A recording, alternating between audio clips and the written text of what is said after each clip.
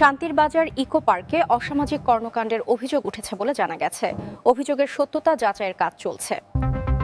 শান্তির বাজার ইকো পার্কে অসামাজিক কর্মকাণ্ডের অভিযোগ ইদানিং একটি চিন্তার বিষয় হয়ে দাঁড়িয়েছে।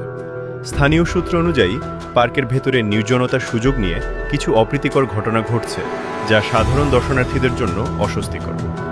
সম্প্রতি পার্কের বিভিন্ন নির্জন কোণায় যুবক যুবতীদের অশোভন বা অশালীন মেলামেশা সাধারণ পরিবারের জন্য বিব্রতকর হয়ে উঠছে। অভিযোগ রয়েছে যে সন্ধ্যার দিকে পার্কের নির্জন এলাকায় কিছু নেশাগ্রস্ত ব্যক্তির আনাগোনা বেড়ে যায়। তবে পার্কের বড় এলাকা জুড়ে পর্যাপ্ত নিরাপত্তারক্ষী বা সিসিটিভি ক্যামেরা না থাকায় এই ধরনের কর্মকাণ্ড বাড়ছে। স্থানীয়দের প্রতিক্রিয়া। স্থানীয় বাসিন্দা এবং সচেতন নাগরিকরা মনে করেন ইকো পার্কটি একটি সুন্দর পর্যটন কেন্দ্র হওয়ার কথা থাকলেও অসামাজিক পরিবেশের কারণে এখন অনেক পরিবার সেখানে যেতে দ্বিধাবোধ করে। তারা প্রশাসনের কাছে পার্কের সুষ্ঠু পরিবেশ ফিরিয়ে আনার দাবি জানাচ্ছেন।